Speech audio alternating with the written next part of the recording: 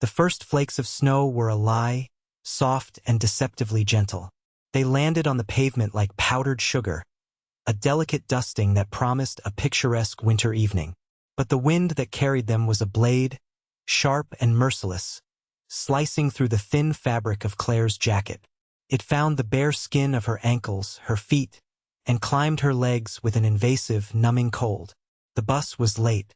It was always late on nights like these, as if the city itself decided to punish those who relied on its mercy. She huddled deeper into the glass shelter of the bus stop, a useless shield against the gale. Her toes, curled against the frozen concrete, had long ago lost all feeling. They were just distant, aching things at the end of her legs. A foolish mistake, leaving her worn boots under the cot at the clinic. She'd been tending to a homeless man's festering wound, and in her haste to help him feel comfortable, she'd kicked them off. Someone had taken them. Just another casual cruelty in a world overflowing with it. She closed her eyes, trying to summon the memory of warmth, of anything other than the biting reality of her situation. Her shift had been 16 hours long, a brutal marathon of beeping machines, hushed family conversations, and the quiet, sterile smell of antiseptic. Now, all she wanted was her lumpy mattress and the threadbare blanket in her tiny apartment. The hiss of tires on the wet street pulled her from her stupor. Not the groaning diesel engine of the bus, but something smoother, heavier, impossibly silent. A long, black car, the color of polished obsidian, slid to a stop directly in front of her shelter. It was so out of place in this forgotten corner of the city that it felt like a hallucination. The back door opened. A man emerged, unfolding himself from the vehicle with a fluid grace that seemed to defy the punishing cold. He was tall, dressed in a pristine white thobe that billowed slightly in the wind, a stark contrast to the city's grimy darkness. A red and white patterned keffiyeh was secured on his head, and his face was all sharp angles and shadows, dominated by dark, piercing eyes. He looked at the empty street, then his gaze settled on her, and it was so intense she felt it like a physical touch. His eyes dropped to her feet, to the raw, red skin of her bare feet on the icy ground. A flicker of something unreadable crossed his features. He took 2 long strides, stopping just before the opening of the shelter. The wind seemed to quiet in his presence. His voice was a low, resonant rumble, cutting through the night with an authority that left no room for argument. "You are coming with me." Claire stared at him, the words barely registering through the fog of cold and exhaustion. He was a mirage, a figure from another world dropped onto her bleak city street. The interior of the car glowed with a soft, amber light, a pocket of impossible warmth and luxury. Her first instinct was fear, a sharp, cold spike that had nothing to do with the temperature. Stranger danger, the childhood mantra, screamed in her head, but her body was betraying her mind. The thought of warmth, of an escape from the gnawing ache in her bones, was a siren's call. She opened her mouth to refuse, to say something, but only a pathetic, chattering sound came out. He didn't wait for her answer. He simply took a half-step closer, his presence filling the small space. He wasn't touching her, yet she felt corralled, his sheer stillness a form of pressure. His eyes, dark and serious, held hers. There was no menace in them, only an unnerving certainty. He was not asking. He was stating a fact. The bus lumbered into view at the far end of the street, its headlights cutting through the swirling snow. Salvation. But it was still a block away, an eternity in this cold. The man glanced at the approaching vehicle, then back at her. A silent challenge. Choose. Choose the rattling, drafty uncertainty of the bus, or the silent, warm mystery of his car. Her body chose for him. A violent shiver racked her frame, so intense it felt like a convulsion. It was a desperate, final plea from her overtaxed system.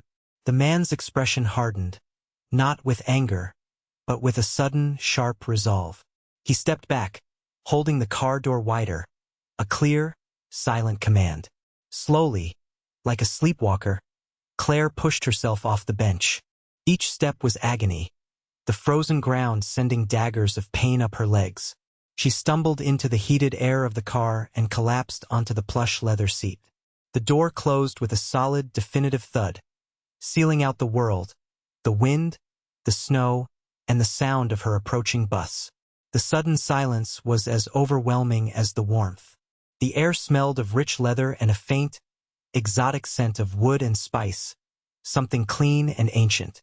A thick cashmere blanket lay folded on the seat beside her. He reached over, his movements economical and precise, and draped it over her shivering body, tucking it around her legs and feet. His fingers brushed her ankle for a fleeting second, and the brief contact was like a low-voltage shock. He said nothing, simply settled back into his own seat and spoke a few quiet words in Arabic to the driver. The car pulled away from the curb with a seamless, liquid motion.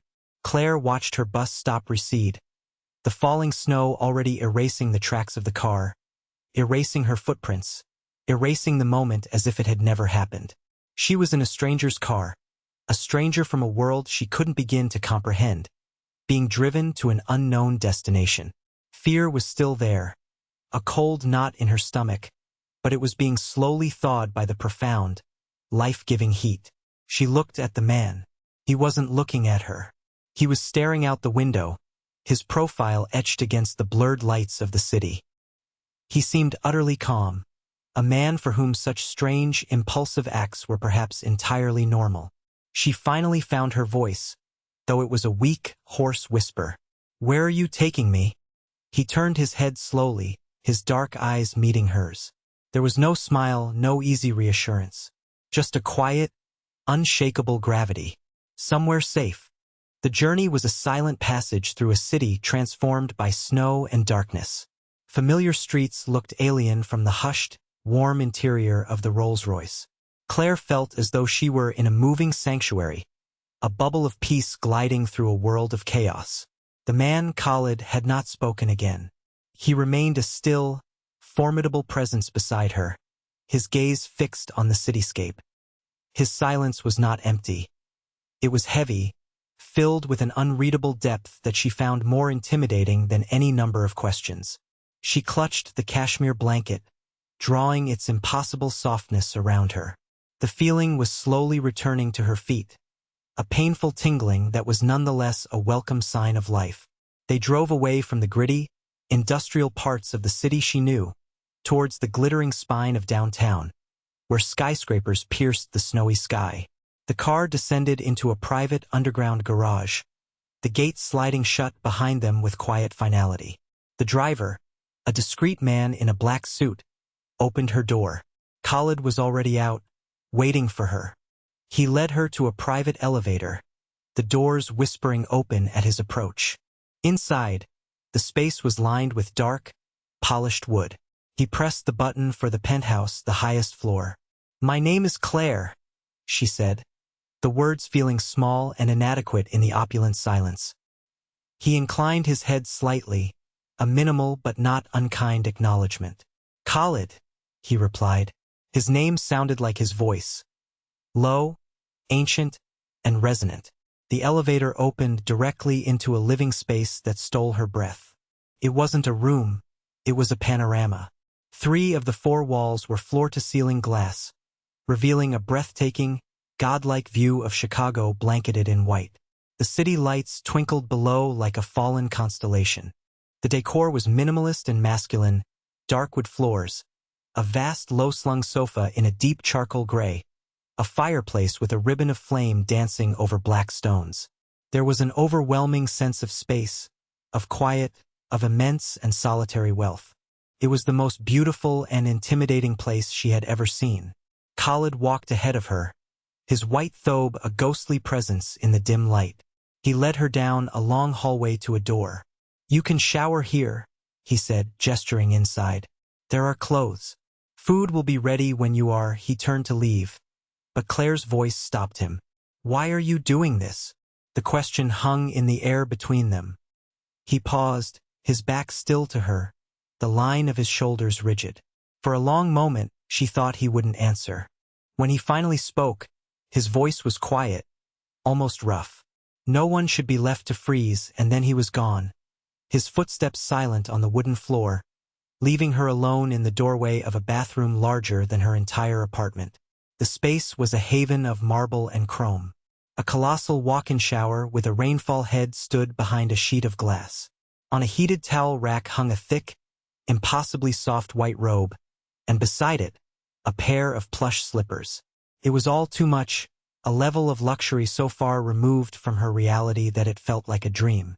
She stripped off her damp scrubs, the green fabric cold and stiff against her skin, and stepped into the shower.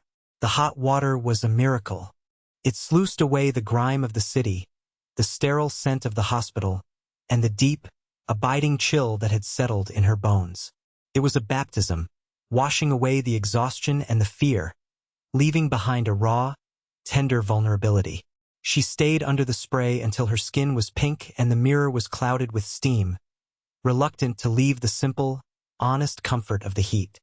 Wrapped in the thick, cloud-like robe, Claire felt herself slowly returning to life. The fabric was a gentle weight, a constant reminder of the impossible situation she was in. She padded barefoot out of the bathroom, the heated marble floor a decadent pleasure beneath her feet. The scent of food drew her back towards the main living area. A low wooden table had been set before the fireplace, and on it was a simple meal. A bowl of steaming lentil soup, a piece of warm, crusty bread, and a glass of water. Khalid was sitting on a cushion on the floor, having changed from his formal thobe into a simpler, dark gray dishdasha. The flames of the fireplace cast flickering shadows across his strong features, making him seem both ancient and timeless. He gestured to the cushion opposite him. She sat, folding her legs awkwardly beneath her, feeling clumsy and out of place. They ate in a silence that was thick but not uncomfortable. The soup was rich and nourishing, warming her from the inside out. The only sounds were the soft clinking of their spoons against the ceramic bowls and the crackle of the fire. The quiet was a balm after the constant noise of the hospital. For the first time in what felt like years, she wasn't listening for a monitor's alarm or a patient's call bell. She was just still. When they were finished, Khalid took their bowls and set them aside. He didn't look at her, but stared into the fire, his hands resting loosely in his lap. "You are a nurse," he stated, not a question. Claire nodded, surprised. "How did you know?" "Your scrubs," he said simply. "And your hands. They are the hands of someone who works too hard." She looked down at her own hands, at the short, clean nails and the faint red chap of constant washing. She had never thought of them as anything but functional. He saw things. He was a man who observed the world with a quiet, unnerving intensity. "Why were you at that bus stop, so far from the main hospitals?" he asked, his voice a low murmur. She explained about the free clinic, about the extra shifts she took to make rent and pay for her nursing certification courses. She told him about the homeless man, the wound on his foot, and her stolen boots. She spoke quietly, matter-sparingly, not wanting his pity. He listened without interruption, his gaze never leaving the fire. He didn't offer platitudes or express sympathy. He just absorbed her words, his stillness a container for her story. When she finished, a long silence stretched between them. "You give too much of yourself away," he said finally. It wasn't an accusation. It was a simple, flat observation, delivered with the weight of unassailable truth. He rose to his feet in one fluid motion. "There is a room for you. You will stay the night." He led her to another hallway, opening a door to a guest room that was as elegantly sparse as the rest of the penthouse. A large, low bed with a simple white duvet dominated the space. Another wall of glass offered a view of the sleeping, snow-covered city. "Rest," he said from the doorway. "We will speak in the morning." He closed the door softly, leaving her alone in the quiet darkness. Claire crossed the room and stood before the window, looking down at the world that had felt so hostile just a few hours ago. From up here, it was beautiful, peaceful, a silent kingdom of light and snow. She felt a strange sense of dislocation, as if she were watching a life that was no longer her own. She slipped under the covers of the bed. The sheets were cool and impossibly smooth against her skin. She expected to lie awake for hours, her mind racing, but a profound exhaustion, deeper than any she had ever known, pulled her down. As she drifted off, her last conscious thought was not of fear, but of a strange, unsettling gratitude for the quiet, commanding stranger who had pulled her out of the storm. Claire awoke to the unfamiliar sensation of complete and utter silence. There were no sirens, no shouting from the apartment next door, no rumbling of the early morning train on the tracks behind her building. There was only the soft, gray light of dawn filtering into the room. For a moment, she was disoriented, unsure of where she was. Then the memory of the previous night rushed back. The biting cold, the black car, the intense gaze of the man named Khalid. She sat up, the silk-like duvet pooling around her waist. The city was waking up below, a soft glow on the horizon heralding the sunrise. A fresh layer of snow had fallen overnight, blanketing everything in a pristine, untouched layer of white. It was beautiful. She found him in the vast living area, standing before the wall of glass with a small cup of dark coffee in his hand.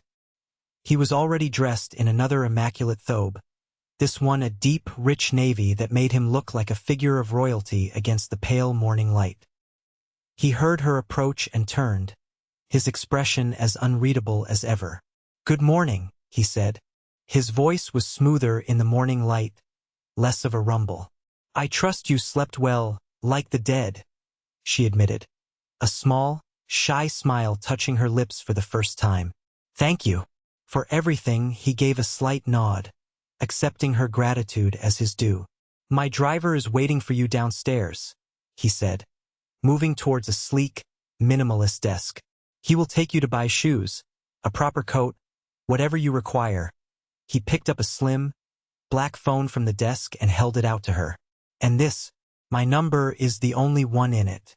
You will call if you need anything." Claire stared at the phone, then at him. It was too much. The bed, the food, and now this. It felt like charity, and her pride, though weary, bristled at the thought. "I can't accept this," she said, her voice firmer than she expected. "You've already done so much." Khalid's eyes narrowed slightly. "This is not a negotiation," he said, his tone leaving no room for argument. "You were in need. I am in a position to provide. It is that simple. Consider it a retainer. For your services." "My services? What services?" "You are a nurse," he stated, as if it were the most obvious thing in the world.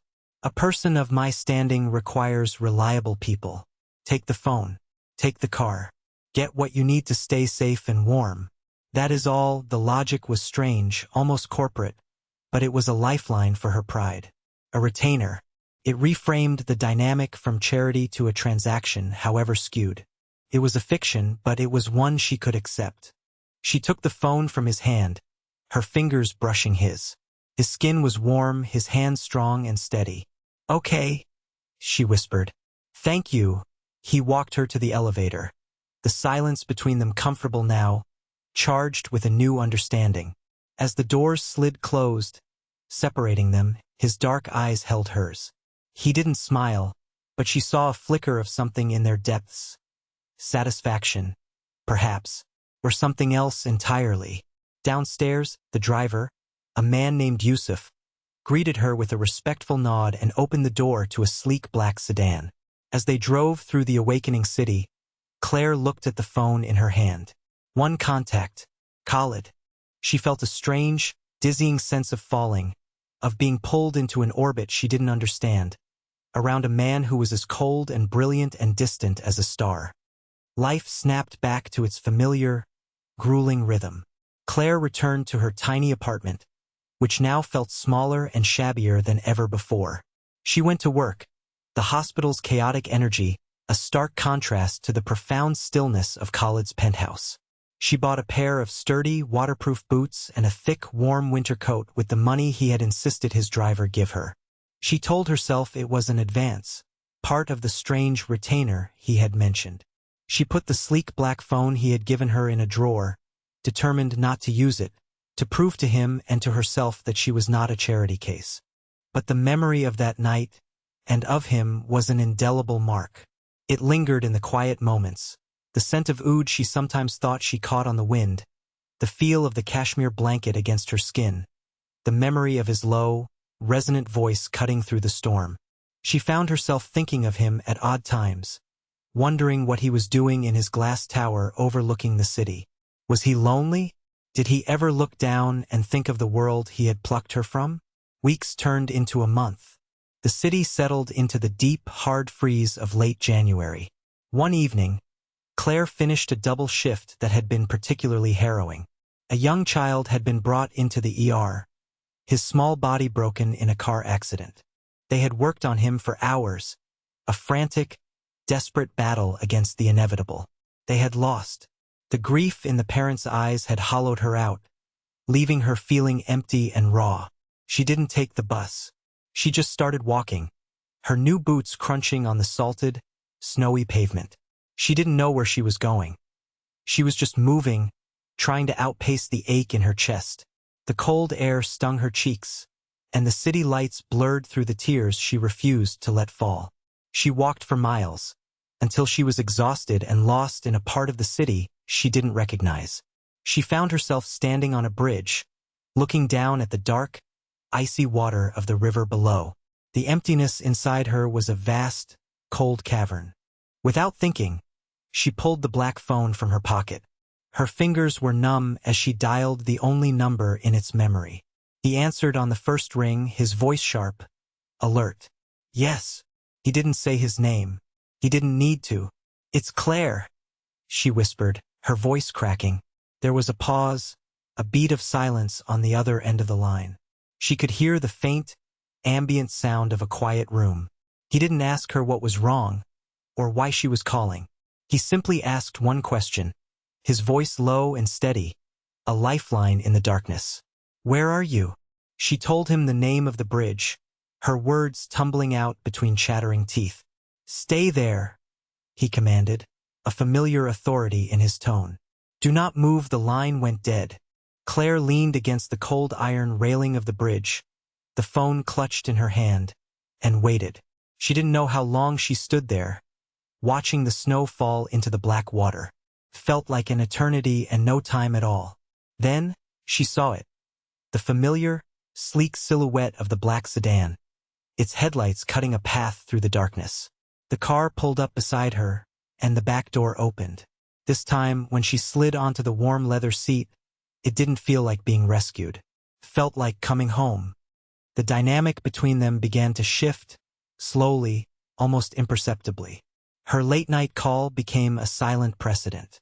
Whenever the weight of her world became too much, a lost patient, a crushing bill, the sheer loneliness of her life, she would call, and he would answer.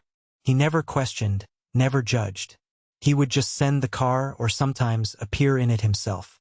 She would spend a few hours in the quiet sanctuary of his penthouse, sometimes talking, sometimes just sitting by the fire, reading a book while he worked silently on his laptop nearby. He was her anchor, a point of stillness in her turbulent life. She learned about him in fragments. Khalid Al-Jamil was a titan of international finance, a man who moved markets with a single phone call.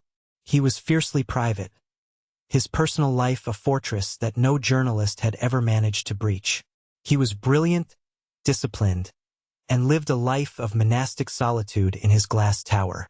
One evening, she arrived to find the penthouse in a state of quiet chaos. His staff, usually invisible, were hovering anxiously in the foyer. Khalid had been working for 3 days straight, closing a massive international acquisition. He had refused to eat, refused to sleep, fueled only by black coffee and sheer force of will. He had collapsed at his desk an hour ago, burning with a fever. His personal physician was on a flight from Geneva, and Khalid had strictly forbidden them from taking him to a local hospital. Claire didn't hesitate. She walked past the worried staff, her worn bag slung over her shoulder, and went straight to his study.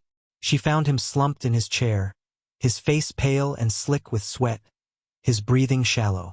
His usual formidable control was gone, replaced by a raw, feverish vulnerability. She touched his forehead. He was burning up. In that moment, he wasn't Khalid Al-Jamil, the billionaire. He was just her patient.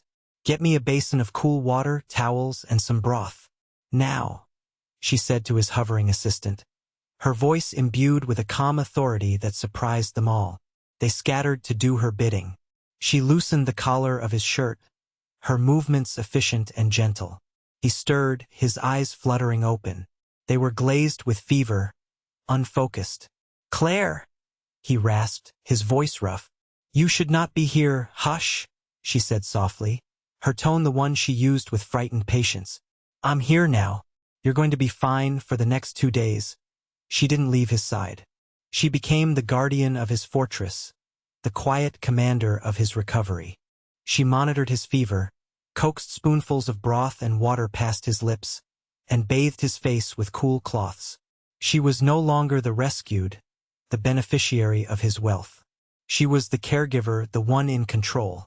In the deepest hours of the night, in the grip of the fever, he would sometimes murmur in his sleep. His words were in Arabic, a language she didn't understand, but his tone was filled with a profound, gut-wrenching sorrow. He spoke a single name over and over again, like a prayer or a curse. Layla. She didn't know who Layla was, but she understood that this was a glimpse into the guarded, wounded heart of the man. It was the source of his solitude, the reason for the fortress he had built around himself. She sat in the darkness, listening to his pained whispers, and felt a wave of protective tenderness so fierce it startled her. She was no longer just his nurse. She was falling in love with him. As the fever broke, clarity returned to Khalid's eyes. He awoke one afternoon to find her asleep in a chair by his bed, her blonde hair falling across her face, her expression peaceful in exhaustion. He watched her for a long time, a storm of unfamiliar emotions swirling within him. He was used to being the one in control, the provider, the protector. For 2 days, she had held his life in her small, capable hands. She had seen him at his weakest, stripped of his power and prestige, and she had not flinched. Instead, she had cared for him with a gentle, unwavering competence that was both humbling and deeply affecting. When she finally stirred and her blue eyes met his, the air in the room grew thick with unspoken feelings. The carefully constructed wall between them, the one defined by wealth and circumstance, had crumbled. He was no longer just her benefactor, and she was no longer just his project. A new, fragile intimacy connected them. "Thank you," he said, his voice still hoarse but clear. It was a simple phrase, yet it carried the weight of his entire being. He had never felt so indebted to another person. "It's what I do," she replied softly, a small smile touching her lips. "I take care of people." The words hung in the air, imbued with a deeper meaning. "I take care of you." He wanted to say more, to tell her what her presence in his silent life had come to mean. He wanted to explain the profound sense of peace he felt just having her near, how the crushing loneliness he had carried for years seemed to recede when she was in the room. But the words wouldn't come. They were foreign to him, a language of emotional vulnerability he had long since forgotten how to speak. The ghost of Layla, his younger sister lost to a sudden illness years ago, an illness he had been too busy building his empire to notice until it was too late, stood between them. He had failed to protect his family once. He wouldn't risk failing again. Love, to him, was a prelude to loss. So he reverted to the only language he knew: commerce. "I will have my accountant arrange for your compensation. Name your price. It will be met." He saw the light in her eyes dim, the soft warmth replaced by a flicker of hurt. It was as if he had slapped her. "I don't want your money, Khalid," she said, her voice quiet but firm. "That's not why I was here." She stood up, her movements suddenly stiff. "I'm glad you're feeling better." The distance was back, a cold, formal space stretching between them. He had done it himself, had pushed her away with his clumsy, inadequate gesture. He wanted to call her back, to apologize, to explain, but the fear of that vulnerability, of that potential for pain, was a gag in his throat. He watched her walk out of the room, the silence she left behind 100 times more profound and suffocating than before. He had built his fortress to keep the world out, but he had just discovered that he had also, inadvertently, locked himself inside. And he had just pushed away the only person who had ever found her way in. The weeks that followed were a study in quiet agony for both of them. Claire continued to visit, bringing him coffee or a book she thought he might enjoy, but the easy intimacy they had shared during his illness was gone. A polite, painful distance had settled between them. She felt like an employee again, a part of his staff, there to perform a service. The unspoken love she felt for him was a constant, dull ache in her chest. She saw the conflict in his eyes, the way he would watch her when he thought she wasn't looking, a deep, yearning sadness in his gaze. But he never spoke. He never reached for her. He remained encased in his solitary discipline, a king in a glass castle. She realized, with a crushing sense of finality, that he would never be able to meet her where she was. He could offer her safety, comfort, wealth, anything but himself. And his heart was the only thing she truly wanted. For her own sanity, for her own self-preservation, she knew she had to leave. Continuing this strange, undefined relationship would only break her spirit. One morning, she brought him his coffee as usual. He was on a conference call, his back to her, his voice sharp and commanding as he negotiated in fluent French. She watched him for a moment, this powerful, brilliant, lonely man. She took a piece of paper from his desk and a pen. Her hand trembled as she wrote, "Thank you for everything. For the warmth, for the safety. But I'll be okay now. Goodbye, Khalid." She left the note on the marble countertop of the kitchen, next to his untouched coffee. She walked out of the penthouse, her footsteps echoing in the cavernous space. She didn't call for the driver. She took the main elevator down to the bustling street and walked away, melting back into the city from which he had plucked her. She didn't look back. When Khalid finished his call and went for his coffee, he saw the note. He read the simple, devastating words, and the thick glass walls of his home seemed to press in on him, suffocating him. He looked around the vast, empty space. For months, her presence had been a quiet light in the corners of his solitary life. Her soft laughter, the scent of her shampoo, the sight of her curled up on his sofa with a book. These small things had filled a void he hadn't known was there. Now the silence was no longer peaceful. It was a tomb.